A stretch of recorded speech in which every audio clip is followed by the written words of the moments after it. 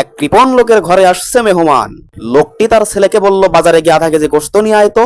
কিছুক্ষণ পর ছেলেটি খালি হাতে বাড়িতে চলে আসলো। তখন কৃপণ লোকটি তার ছেলেকে জিজ্ঞেস করলো, কিরে গোশত কই?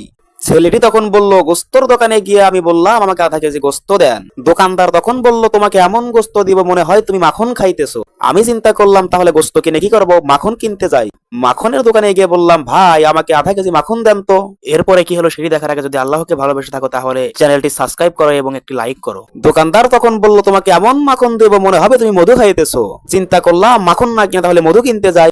মধুওয়ালাকে বললাম, ভাই আমাকে আধা কেজি মধু দেন তো।